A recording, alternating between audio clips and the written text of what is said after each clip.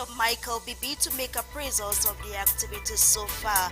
The meeting that took place at the Bishop's waiting room this Tuesday, November 8, 2022, had far-reaching resolutions. Staff and students of St. Paul's Higher Technical College, Bojongo, can now breathe a sigh of relief. This as they received some water tanks to cater for the acute water shortage plaguing the institution. Plus, Young Sports Academy currently holds 5 points after the 5th day of playing the ongoing Elite One Championship. They recorded their first victory of the season over the weekend after beating Fortuna Fu by 2 goals to 1. Good evening and thanks for joining us on the news. I am Felashi Ekweni for presentation. Members of the Buea Diocesan Youth Council have been challenged to remain proactive as they engage in different activities of the diocese. The Bishop of Buea, His Lordship Michael Bibi, made the call during a meeting held today in Buea. Details in the following report with Gillian Tata Yinla. Here are the members of Buea Diocesan Youth Council. They gather together with the Bishop of Buea to make appraisals of their activities so far and also carry out some projections. The intention of this meeting is just to bring certain salient points back to our Father to seek his own advice and to see how we can forge ahead, like the upcoming provincial come together of the YCW. That is the first ever of its kind in the province. All the 5 dioceses of the province will come together in the Diocese of Buea. That is enormous, that is huge.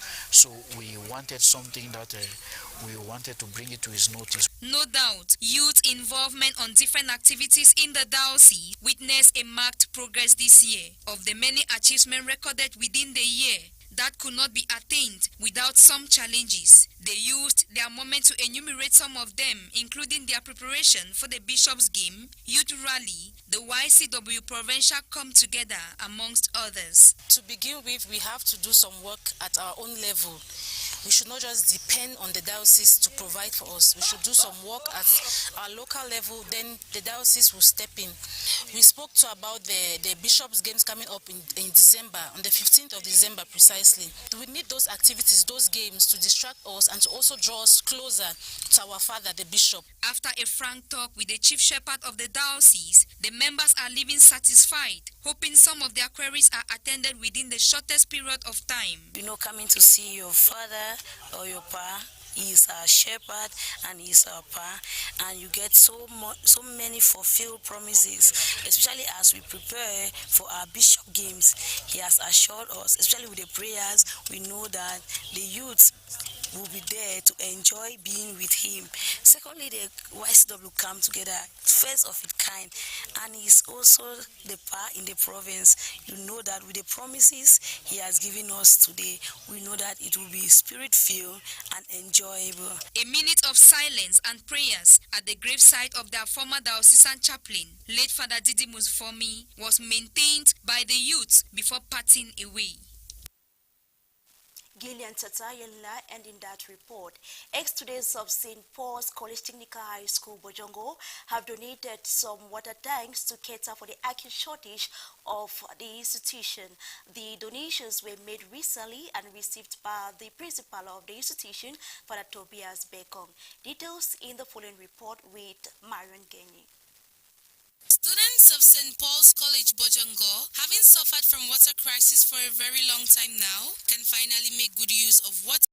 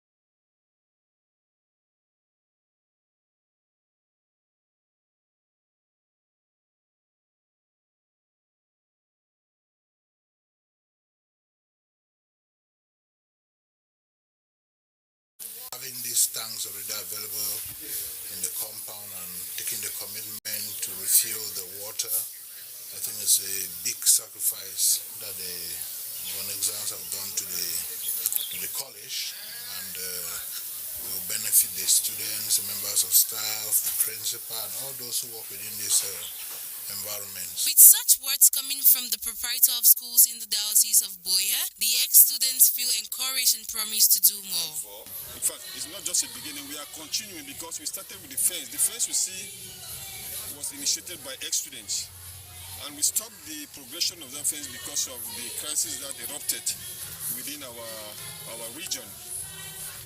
So we are going to continue the water issue. We have provided the tanks. We are now at the aspect of putting in a borehole that will definitely seal the water crisis in this campus.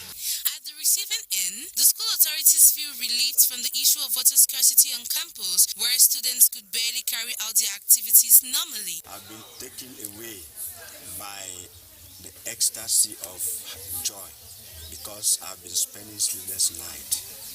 At times, at 9 p.m., the students will come and knock at their window, Father, there's no water.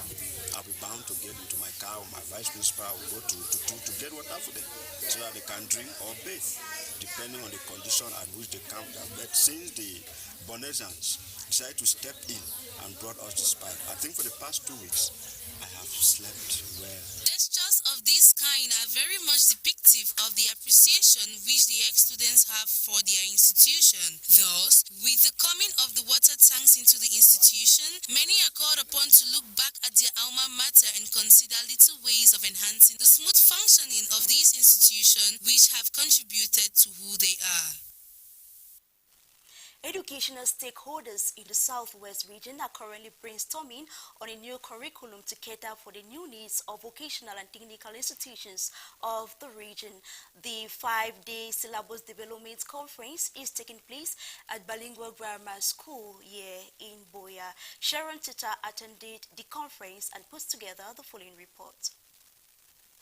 At a time when much emphasis is laid on skills and knowledge acquisition to drive Cameroon's economy to emergence, education stakeholders are busy carving suitable curricula to factor these new impetus. Education, the Professor Nalova Leonga, has instructed the Inspectorate of General Education and the board of GCV to convene this conference in order to elaborate the syllabuses for technical and vocational education examination for intermediate and advanced level.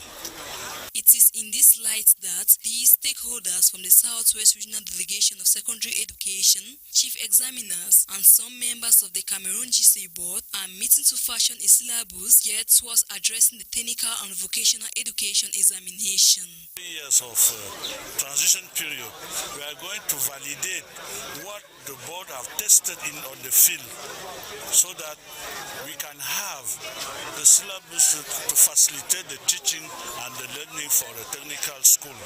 That is the main of this conference. According to the participants, the outcome of the conference will impact technical and vocational training institutions, giving them more visibility and leverage in the job market. With this in mind, we are quite confident that the outcome of this conference will meet the aspiration of all stakeholders and also give its beneficiaries leverage in the job market.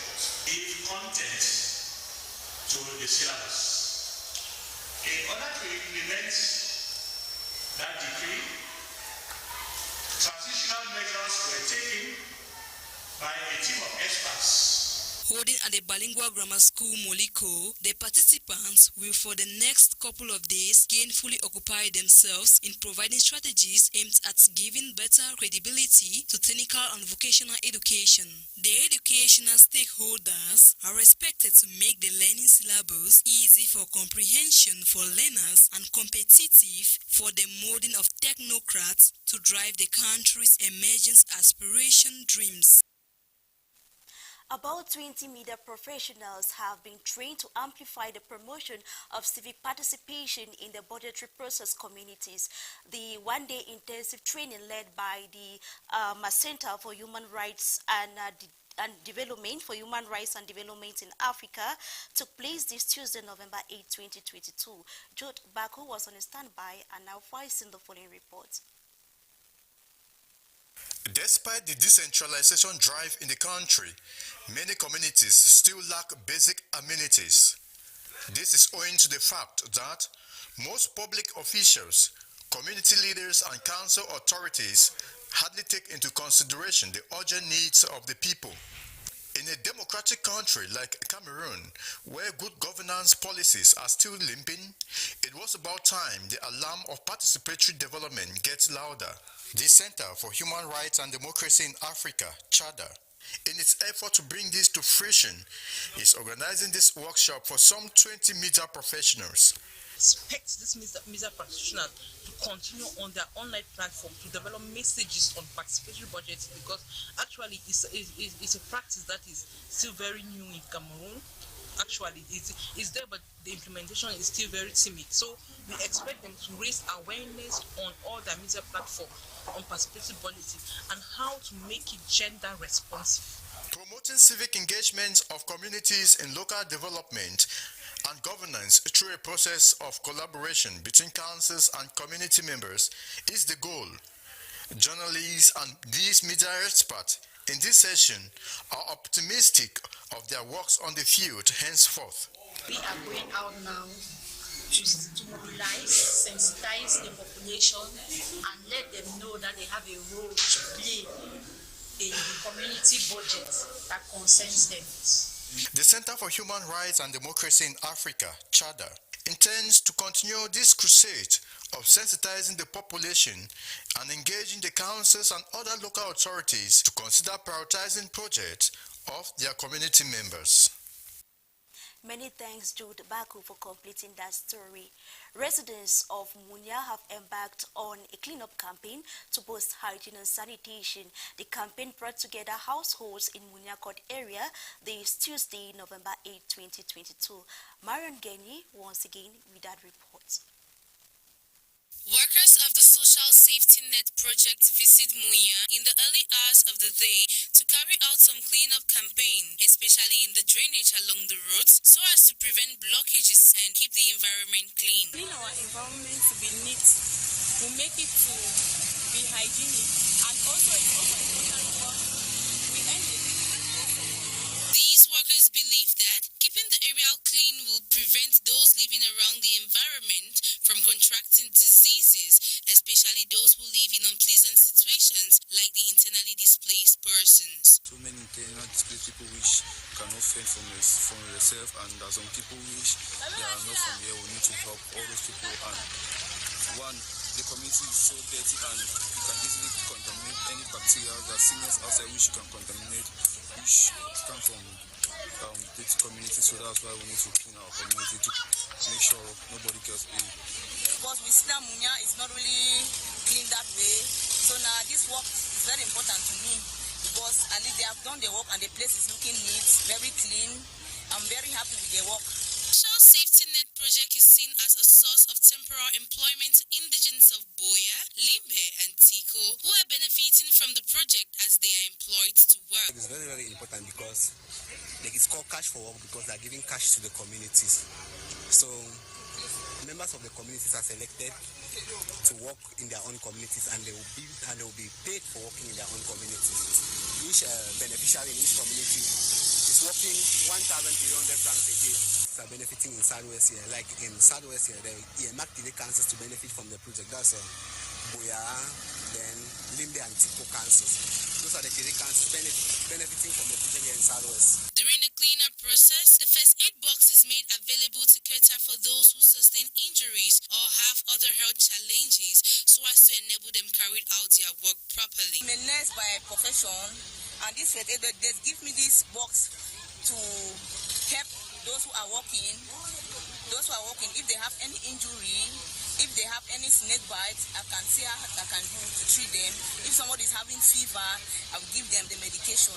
At the end of the the day, they hope to restore the clean environment inhabitants once experienced and combat diseases that originate from dirt-infested areas by making the environment a better place to live in. Let's now talk sports. Young Sports Academy Bamenda has recorded its first victory in the ongoing Elite One Championship. The urged past Fortuna of Fu by 2-1 over the weekend in Day 5 of the ongoing Cameroon Professional League. John Philip Wanla takes us through that story. Saturday and Sunday, 5th and 6th of October, another match day 5 in the various regions all around the nation for the MTN Elite One Regional Championship. Avion hosting PWD gave them a 1-0 lead. So too Kanong of Yaoundé lead Stade Renard 2-1, while Fovo of Baham played a virgin tie with Union of Douala. Fertile hosts Colombe, losing to them 1-2. Meanwhile, Fovo Azul played a 1-1 draw with Gazelle. Yosa registered a win in Bamenda against Fortuna Omfu. Then Aigle lost to Edin Sports 1-0. Astre played a 2-all game with Dragon of Yaoundé. Yafut won Apajes Academy 2-1. Meanwhile, UMS of Loum defeated Renaissance 1-0. According to the present standings, Bambutus of Buda tops the league in Group B with 12 points, followed by Colombe in Group A with 11 points. Kanondo Yaoundé and Fovo Azul with 9 points on both groups. Gazelle and Union in Group B with 8 points, while Edin Sports, Stade Renard and UMS of Loum with 7 points in Group A. Then Fortuna, Yosa, Fovo and Avion all 5 points in both groups. Dragon, Kotong, Renaissance, Aigle all with 4 points. PW of Bamenda, Yafut and Astre all with 3 points in both groups at the bottom. Apajes and Fortune topping the group at the bottom with 2 and 1 point. Before we part company on this newscast, let's quick remind you of our top stories. Members of the Boyo Diocesan Youth Council meet with Bishop Michael Bibi to make appraisals of the activities so far. The meeting that took place at the Bishop's waiting room this Tuesday, November 8, 2022, had far-reaching resolutions. Staff and students of St. Paul's Higher Technical College, Bojongo, can now breathe a sigh of relief. This as they received some water tanks to cater for the acute water shortage plaguing the institution. Plus, Young Sports Academy currently holds 5 points after the 5th day of play in the ongoing Elite One Championship. They recorded their first victory of the season over the weekend after beating Fortuna of Fu by 2-1. Thanks for being part of the news. God willing, tomorrow is another day or today. Keep watching more beautiful programs on Divine Mercy Radio Television. I have been Felashia Kwedi signing out.